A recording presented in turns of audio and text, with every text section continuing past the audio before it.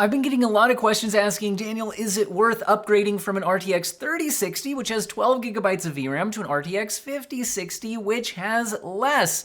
Well, that's what we're looking at in this video. Or you could also take this video as a look at if you're buying a GPU in kind of the $200 to $300 range, is it worth actually getting a used RTX 3060 instead of a 5060? And the reality of the situation is, in the latest games, which is what we will be testing in this video, the 5060 does run into issues with its VRAM, but the reality of the situation is also that if you turn down to medium settings, or you're playing older games, or you're playing esports titles, easier to run stuff, then honestly the 8 gigabytes is fine, and in which case the 5060 is actually noticeably faster. Is it, a great upgrade for 2 generations worth? Well, we'll have to look into that. So that's the kind of thing we'll be looking at in today's video. And in addition to side-by-side footage where we can look for things like missing textures that you might be noticing here when we're running out of VRAM, we can also look at frame time graphs, 1% lows, etc. What does the game actually look like at max settings? What does it look like at the medium settings where the VRAM's okay? But we'll also have so many bar graphs for today's video to break it down by your monitor resolution, 1080p, 1440p, what if it's upscaled, what if it's native resolution, all of that. And again, there is a price difference here, because if you're trying to buy a new RTX 5060, they start at $300, at least they are available at the MSRP, and they go up from there, whereas RTX 3060s are available in the used market, like here at Jawa.gg, for as low as $215, and I can actually improve that for you. Using code OWEN10 at Jawa.gg will get you $10 off your first purchase, and a huge thank you to Jawa for sponsoring today's video, which allows me to do things like run over 60 benchmarks in the latest games head-to-head at a variety of graphic settings, etc., to bring all of you this information. Now, Jawa.gg has some amazing deals, but it's also a great place to buy and sell and upgrade between gamers.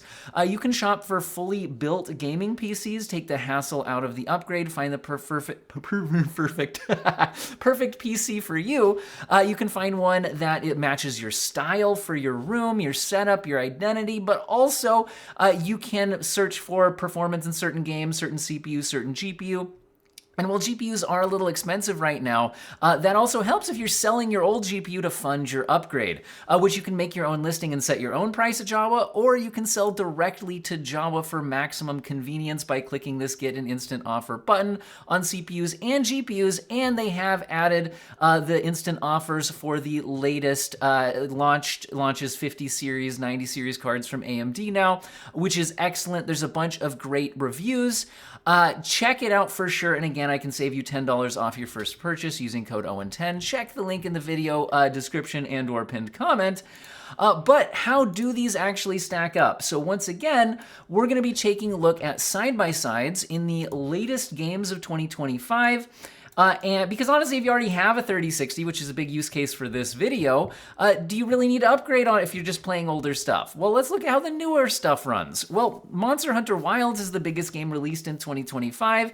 At maximum settings 1080p, the 3060, believe it or not, is 48% faster than the 5060. This is purely due to VRAM issues. You also saw the missing textures on the right-hand side of the screen in a lot of these shots. So overall, this is a case where the 3060 is actually faster, but are these really the settings you're going to play at? Well, another thing we could look at is using upscaling. Even on a 1080p screen now, DLSS 4 looks pretty good, and this does get the 3060 up to 39 FPS. If you're playing on a controller, this isn't actually that unreasonable, although I'd probably still chase higher frame rates myself, whereas the 5060 is not only performing slower, but it also crashes partway through this run due to running out of VRAM. Generally, when you're running out of VRAM, it's just a bit of a headache as an end user. Oftentimes, you don't know why your performance is bad. You don't know why your frame time graph is extremely spiky. You don't know why the textures look so bad because you don't realize they're missing. And then you also don't know why a game is crashing. As we see right here, the right-hand side freezes up. So one of the issues with having a lower VRAM card is that it's just a bit of a headache, and it's not always clear if the lack of VRAM is the cause of the problems you're having. Kind of annoying. Now, if we move to 1440p max, yes, the 3060 is 33% faster, but we're talking 24 FPS versus 18, so really not a realistic way to play the game on either GPU.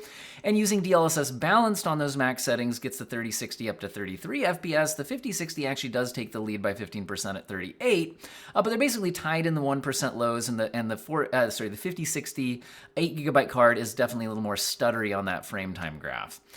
Now, if we go down to medium settings, though, we can see that the 5060 is actually much much faster GPU when we're talking raw power. Here we're just looking at 1080p native medium settings. The 5060 is good for 55 FPS, whereas the 3060 is only good for 39. The 5060 is 41% faster. This is very noticeable, and using DLSS quality gets the 5060 up to 68 FPS, which is 36% faster than the 3060, which is only hitting 50. So here we're seeing this kind of this head-to-head comparison you're really going to have to struggle with here, which is the 3060 performs better at higher settings when they spill over the 8GB of VRAM, so you can enable settings and textures and things like that the 5060 can't. But even at medium settings with DLSS at 1080p, the 3060 can't break 60 FPS in this game. We're only averaging 50. Whereas with the settings turned down and using DLSS, the 5060 is able to be well over 60 FPS because it is noticeably faster when not held back by the VRAM. Let's go ahead and keep rolling here. What if you're on a 1440p display? Well, at medium settings, the 5060 is good for 44 FPS, playable but not great. The 3060 is at 30, it's 47% faster on the newer GPU. And if you kick on DLSS balance, we're now at 60 versus 41. So again, the 5060 is able to, with medium settings and using DLSS, not using frame generation at this time, I'll talk about frame gen a little bit more at the end of the video, able to hit 60 FPS, whereas the 3060 just can't. So on a 1440p display, sure, you can't max out the textures, but the 5060 does get you a lot more performance. 46% faster at 60 versus 41. Now, in Marvel's Spider-Man 2 1080p max settings, this is another game that's going over 8GB of VRAM. The 3060 is good for 31 FPS, the 5060 is only good for 30, and if we look at the 1% lows in the frame time graphs, it's better on the 3060 than it is on the 5060, but not particularly great on either GPU. However, using DLSS in this game looks pretty good, again, with the newer DLSS models at 1080p, and the 3060 is able to play the game maxed out other than DLSS quality at 45 FPS. I'd probably shoot for higher frame rates, but this is playable. And it's 29% faster than the 5060, which is hitting 35. And look at the 1% lows in the frame time graphs. The 5060 is only hitting 16 FPS in the 1% lows, whereas the 3060 is at 28, which is 75% better. So again, this is one of those situations where it's a little bit embarrassing for the 5060 due to the VRAM downgrade. At 1440p max settings, neither GPU does well. We're talking 21 versus 18, although the 3060 is technically faster. And if we jump to DLSS balance, now the 3060 is, playable, but I wouldn't really use these settings myself at 38 FPS, whereas the 5060 is unplayable at 24. It's a 58% faster result for the 3060 and more than double the performance in the 1% lows. At 1080p medium settings, though, we're talking 67 and 94 FPS, 40% lead for the 5060. So now again, we're looking at if you reduce the settings enough, the 5060 is noticeably faster. At 1080p medium settings DLSS quality, we're at 128 versus 90, 42% improvement for the 5060 over the previous gen card. And at 1440p medium native settings, we're looking at 60 FPS versus 46, 30% faster on the newer GPU. And DLSS balance brings it up to 96 versus 75, 28% faster on the newer GPU.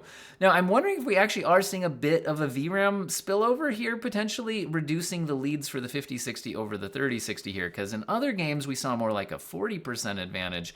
Kind of interesting thought, but let's go ahead and move on to Oblivion Remastered.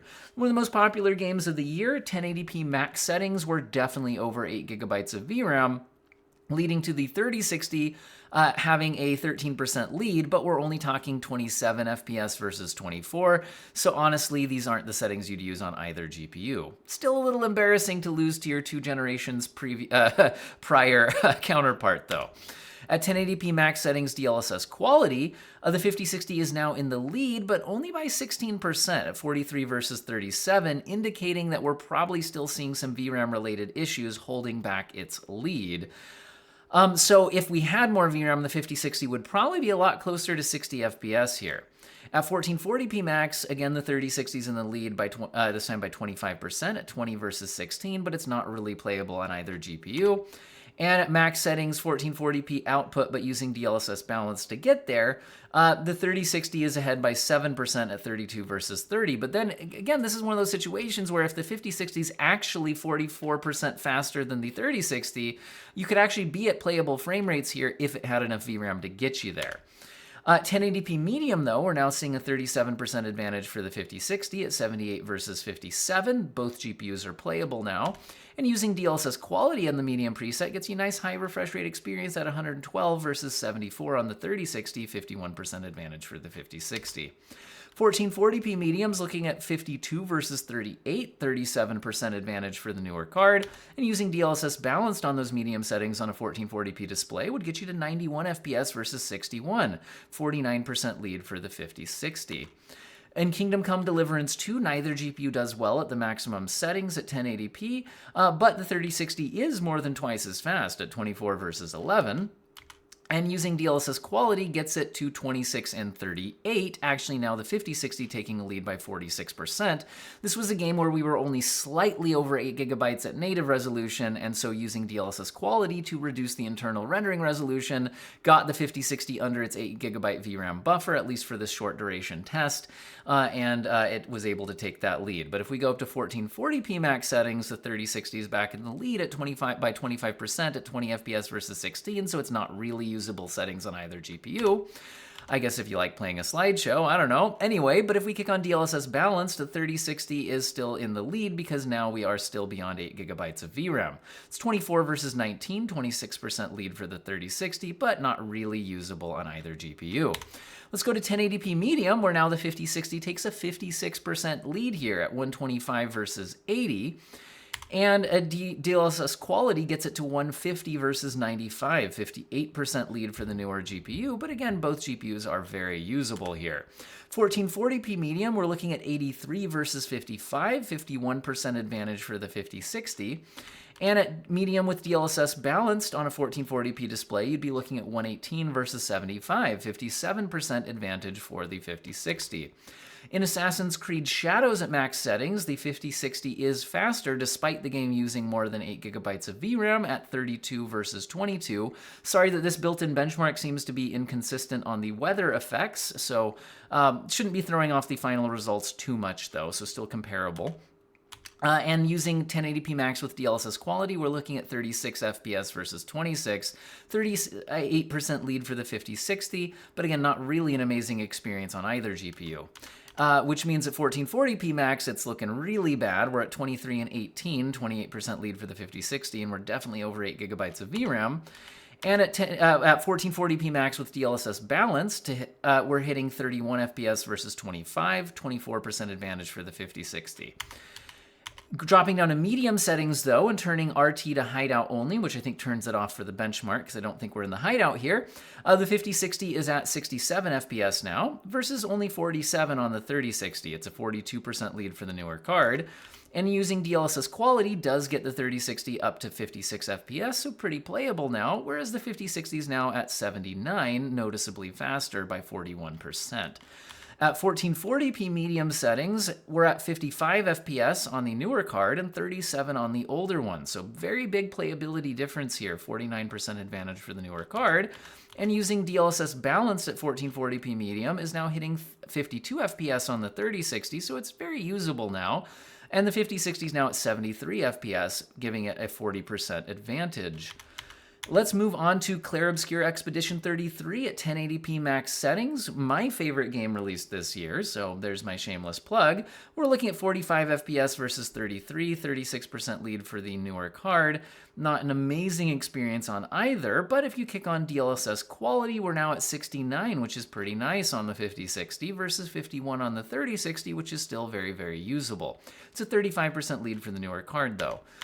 Using 1440p max settings, neither GPU does well, and we're seeing VRAM issues with the lowest 1% of FPS at 7 for the 5060, which is 1/3 of what the 3060 can get. But overall frame rates are in the 20s on both GPUs, so it's not great. although using DLSS Balanced does seem to get us under the 8GB VRAM limit and allows the 5060 to solve its issues in the frame time graph and the 1% lows, and now take a 29% advantage over the 3060 at 58 versus 45. So you'd be around a 60 FPS experience at 1440p max with DLSS Balanced, at least in this section of gameplay. At 1080p medium settings, we're seeing 53 FPS and 73 FPS, that's 38% faster on the newer graphics card and good experience on both, and kicking on DLSS quality would get you to 101 and 73. 38% faster on the 5060 and very playable on both GPUs. Using 1440p medium settings, we're at 52 and 36, 44% faster on the newer card. And using DLSS Balanced on the medium preset on a 1440p display would get you even the 3060 over 60 FPS at 64, whereas the 5060 is hitting 87, 36% faster. So you can definitely get a good experience on both GPUs in the game. Doom: The Dark Ages at its max settings currently, the path tracing update which has been promised has not yet been released at the time of making this video. The 5060 is doing very nicely at 69 FPS, whereas the 3060 is hitting 45. It's a 53% lead on the new card. And using DLSS quality gets it to 62 and 89 respectively, 44% faster on the 5060 compared to the 3060, but both are very usable. 1440p max settings, now the GPUs are tied at 31 FPS, and there's a little typo here, 32% lead for the 3060, not the 5060. It is 25 versus 19 in the 1% lows, so we are having VRAM issues on the 5060 here for sure. Using DLSS Balance gets it to 72 versus 49, 47% lead for the newer card, and it did seem to get us under the 8GB VRAM buffer, and at 1080p medium settings, we're at 52 FPS versus 78, 50% lead for the newer card, let's see, did I not do DLSS Balanced on 1080p? Well, whatever. Sorry, 1440p medium is at 52 versus 34, 53% lead for the newer card. And using DLSS Balanced on at least the 1440p medium settings gets us to 83 versus 56, 48% lead for the 5060 versus the 3060, but the 3060 is still pretty playable here. Final Fantasy VII Rebirth hits 56 FPS at max settings at 1080p on the 3060, and the 5060 is 46% faster at 82. Using DLSS quality gets frame rates up to 66 and 94 respectively, 42% on the advantage for the 5060, but still very playable on the 3060. And 1440p max settings, we're looking at 43 and 59 respectively, 37% advantage for the newer card. DLSS quality at 1440p max gets the 5060 up to 76 versus 54 on the 3060. It's a 41% lead for the newer card. And 1080p medium settings are looking at 64 versus 94, 47% advantage for the newer card, but very playable on the 3060 as well. 1440p medium settings, I skipped 1080p medium upscaled because we could be hitting into the frame rate cap. This game caps at 120 FPS. Anyway, 1440p medium, we're at 70 versus 49, 43% lead for the 5060, and makes it a lot more playable. Whereas using DLSS quality on the medium preset on a 1440p display still gets the 3060 to 62 FPS average, whereas the 5060 is at 90, which is 45% faster. Notice I'm using quality level upscaling on 1440p for Final Fantasy VII Rebirth because it doesn't have a balanced preset available in the game. It just gives you a percentage choice, and it just skips from 66%, which is roughly DLSS quality, down to 50%, which is performance mode. Anyway, that's all of the side-by-sides, and that was pretty interesting. Let's go ahead and try to summarize all of this. So this is the average FPS in all of the games I just tested. Let me scroll down a bit so you can read the charts a little bit more. The RTX 3060 is in blue, and the RTX 5060 is in red. And it's kind of frustrating that sometimes the blue bar is ahead of the red bar in certain tests.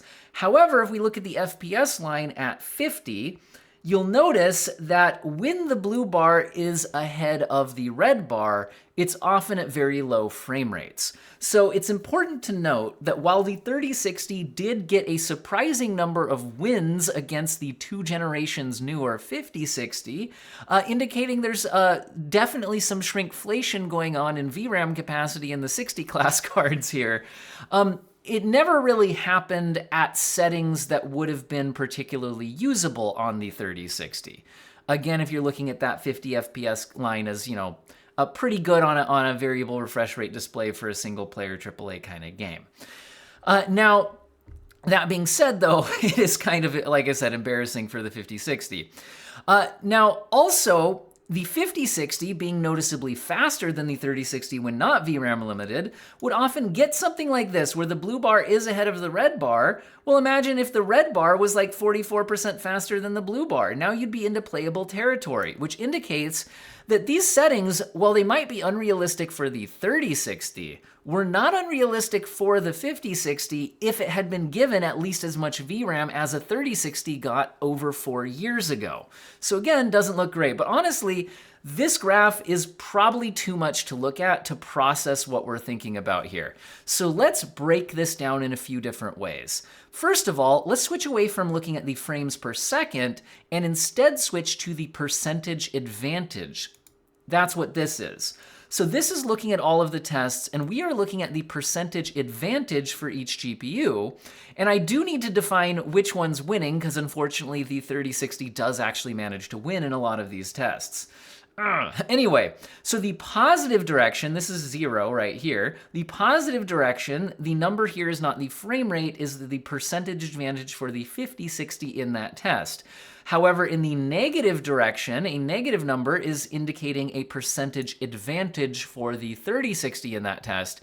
And I did always do it as the greater divided by the lesser to express the percentage as an advantage. So, because if you do it otherwise, it can depress what the differences look like, the way percentages work. Anyway, so what we'll see here is the 5060 does win more often than not, and when it does win, it wins by oftentimes between 35 to 45%, sometimes even into the mid-50s. However, it does lose a surprising number of times, which is bringing down the geomean to 23% advantage for the 5060. But this is where these averages, I know a lot of people want to boil down one of these GPU reviews to, it's this percent faster.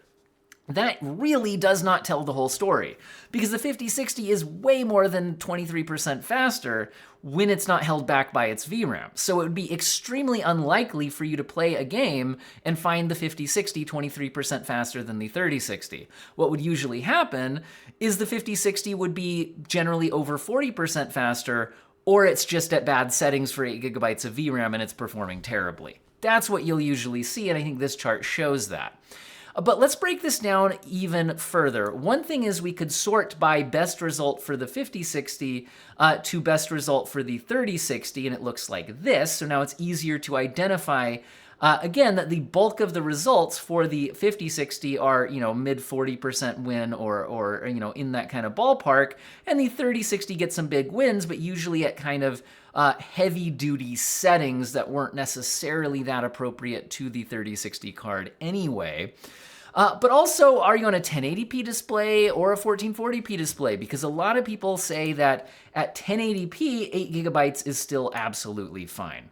Well, maybe in older games, but let's look at this. So this is the average FPS in all 1080p results. And also, I'm even making it easier on the cards by, in addition to testing native 1080p, I also tested DLSS quality in every single test.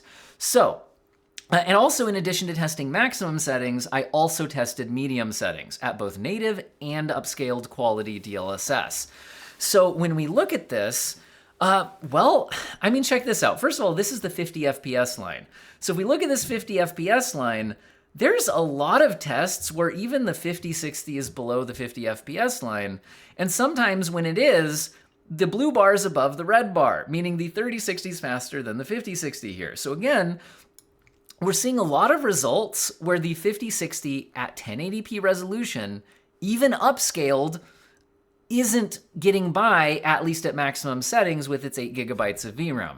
Here's another way to break it down, where again we focus on the percentage difference. This is all of my 1080p native and 1080p DLSS quality tests. Again, this is looking at both medium and maximum presets in all of the games tested, all games released in 2025. Again, the 3060 gets some wins here, and there's some wins for the 5060 that are obviously held back by the VRAM amount. And you probably had bad 1% lows, missing textures, and or stutters or crashes in those cases. This actually means that the average result here is only 25% faster for the 5060, but once again, that's not a typical result. That's just a depressed result due to the VRAM issues. So let's now break down by max settings versus medium settings. Let's start with max settings. So at 1080p maximum settings, both native resolution and DLSS quality included in these results, actually, the 5060 now only leads by 11% on average. Again, not because it's only 11% more powerful, but because the 3060 wins in way too many of these results. Again, not necessarily settings where it's particularly usable, but settings where the 5060 probably would have been usable if it had the VRAM to keep up. Because remember, it would be, as we're seeing here, in the 35 to 45% more powerful range than the 3060 if it just had as much VRAM. Anyway, kind of sad that the average here comes out to 11% faster, and we're even allowing upscaling, which can sometimes help if you're just on just the edge case of the 8 gigabytes. Now, if we look at the average frame rates here for 1080p max settings, it looks like this. And again, we have both DLSS quality and native resolution tests in all of these. And again, it's a little bit sad that this is the 50 FPS line. And the brand new RTX 5060, even allowing DLSS quality, is often below the 50 FPS line. In fact, it's only above 50 FPS in Clair Obscur using Expedition 33, but only when using upscaling, Doom the Dark Ages at native and upscaled, and Final Fantasy VII Rebirth. Again, this is a brand new 60 class GPU, and I am even including upscaled results where at the maximum settings at 1080p, it's usually below 50 FPS in new games released in 2025. That's pretty sad. Anyway, now what if instead we sorted for medium? Okay, so now I'm switching over to medium preset. So this is 1080p medium settings.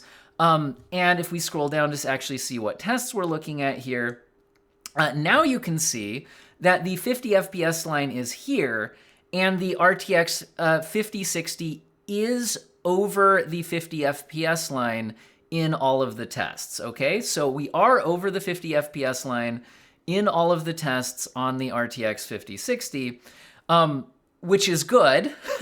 But again, this is at medium settings. So a little bit sad that we had to do that. Also, this starts to complicate the is it worth upgrading from a 3060 to a 5060 conversation. Because notice that the blue bars are also, at least if you use DLSS quality, at 50 FPS or close to it or better in just about all of these tests as well. Which means that, hey, if you're on a variable refresh rate display playing single-player big AAA releases in 2025 on an RTX 3060, if you're already turning down to medium settings, and honestly, you could probably get by with turning textures up to max, which can make a big visual difference in a lot of games, the 3060, as long as you're willing to kick on DLSS quality at 1080p, can still get by. Now, that being said, the 5060 is, bigger bar graph in all of these results. And if we switch over to this slide where we're looking at the percentage advantage for the 5060 in all of these tests, we're now getting a geo mean of 44% faster, and there is not a single win for the 3060. So in general, this is more of the true performance power differential between the 5060 and the 3060, when VRAM is not a factor. So if the 5060 is tuned to settings at which you do not go beyond 8 gigabytes of VRAM, it's about 44% faster than the 3060, which I would class as a very noticeable upgrade. But generally over the years when I've been giving people the is it worth upgrading your GPU advice, I generally say you want to get at least 50% more performance, and it's better to be getting double the performance to really feel like, wow, I made a massive difference compared to what I already had previously. And the 5060 is just at the very bottom end of that borderline, 44% faster. Now, that being said, it's probably worth mentioning that there are those feature set differences for the 5060. You can kick on frame gen. The 3060 would have to use things like lossless scaling, which doesn't look as good as a native, DLSS frame gen implementation, that kind of thing. But hey, the 5060 is noticeably faster if you tune it to within its settings. For 2 generations of uplift to still be under a 50% advantage, it's a little sad, but also, you might be on a 1440p display, so hey, we've still got a lot more graphs to get through. So this is the average FPS for 1440p. Now, for 1440p, I used both native resolution and the more realistic, I think if you're getting 60 class GPUs on a 1440p display, using DLSS.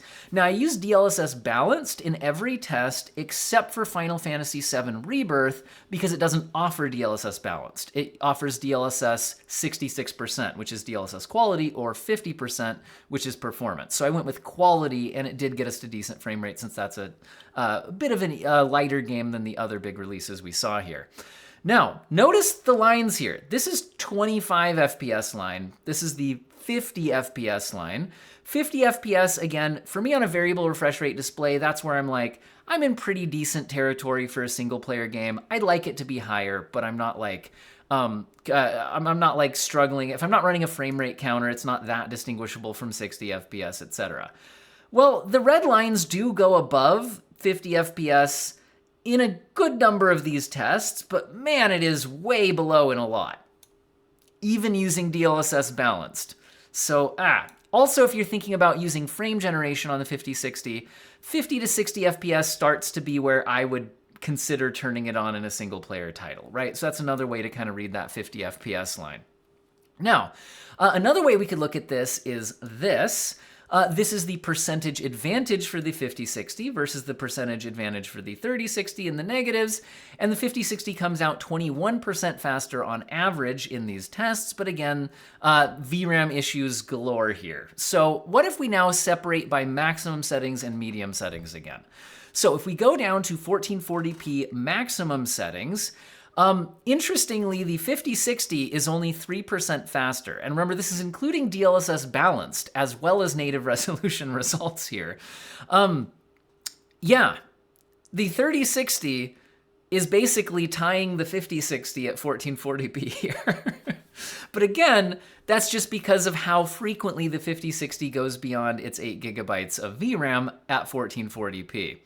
Now then, though, if we sort by, sorry, this is just maximum settings here, right? So let's look at the frame rate results, though. So if we look at the frame rate results for those maximum settings at 1440p, again, native and DLSS, here's the 60 FPS line, guys. This is 60 FPS. The 5060 only goes beyond 60 FPS in Final Fantasy VII Rebirth using DLSS, and in Doom the Dark Ages using DLSS balanced. Those are the only 2 times that the 5060 breaks 60 FPS without frame generation. And it is still using DLSS upscaling, looking at 1440p maximum settings in games released in 2025. That's really kind of disappointing, I would say, for a $300 graphics card that you're buying in 2025. Halfway through the year, we're almost into 2027, guys, before you know it. Okay, new console generation coming soon, probably with more VRAM targets. Anyway, but let's go down to medium settings. So if we go down to medium settings, we're now seeing things look a little bit better here. So at medium settings, 1440p native and upscaled, here's our 75 FPS, sorry, no wait, 100 FPS line, 75 FPS line, 50 FPS line. So a 50 FPS line is kind of our, it's playable, I might even kick on frame gen from there to smooth things out in a single player title. The red bars are frequently above 50 FPS now. Although, at native resolution, frequently below it, okay? So there is that. Let's also look at the percentage difference. So 1440p medium, again, native resolution and using DLSS, the 5060 does win in every game now. and it is averaging 44% faster, just like it did at 1080p medium. So again, that's about its raw horsepower difference when you're not running out of VRAM. I do suspect that Spiderman 2 is potentially spilling over the VRAM a little bit here and kind of depressing its results to 30 and 28% faster respectively. Doesn't look great. But anyway, so what the heck do we make out of all of this? Well, if you already have an RTX 3060, I've got to say the 5060 is an underwhelming upgrade. First of all, the number of times that you lose, to a 3060 is kind of embarrassing, even though, again, if we look at the frame rate charts, usually when blue is above red, it's at settings you probably wouldn't really be using on the 3060 anyway. But settings that probably could have been playable on the 5060 if it was also at least given 12 gigabytes of VRAM to match the 3060. There's obvious shrinkflation happening here on VRAM capacity for 60 class cards, which is definitely showing up when you try to play new games on them. That being said, if I was offered both graphics cards at the same price, I would buy the 5060 over the 3060. It is more powerful when you go through the hassle of tweaking the graphics settings, which is going to be a hassle. As we saw in the side-by-side tests, you see things like missing textures, but if you don't know what you're looking for and you haven't seen the game on a card with more VRAM, you might just think, wow, the textures look bad in this game. When really the textures are at least okay. I don't love the textures in Monster Hunter Wilds, but they look a lot better than blank, right? You get these spiky frame time graphs. You often get a crash. And again, you don't always understand that this is caused by that lack of VRAM. And that's my biggest issue with the 5060. It's gonna be a bit of a headache to use if you're trying to play new releases. And remember, the new releases of today are gonna be old games in the next 3, 4, 5 years, which is the realistic lifespan you might hold on to a graphics card. By then, we're getting a new console generation, which probably will up VRAM targets again. So all of that is happening. It's a very real thing to consider. Like I said, though, at the same price, I would buy the 5060 over the 3060 for the increased power. Like we said, it is, if you go down to medium settings rather than max settings, about 44% faster on average at both 1080p and 1440p when you're not spilling over VRAM. And all of that is without considering the frame gen and things like that. The 5060 does have access to not just frame generation, but also multi-frame generation, which is nice. In single-player titles, once you're at 50 to 60 FPS, you can kick that on and smooth things out on a high refresh rate display. It doesn't increase responsiveness, so it's not really that useful on multiplayer titles. And the RTX 3060 can access frame generation when there's an AMD version of it integrated into the game, and also can access it, including multi-frame generation, through lossless scaling, which is like a $6 app on Steam. However, lossless scaling does seem to have more overhead and doesn't seem to have as good image quality as a native DLSS frame gen implementation. So the people trying to act like for $6 it gets you the same thing, that simply isn't true. It is not as good.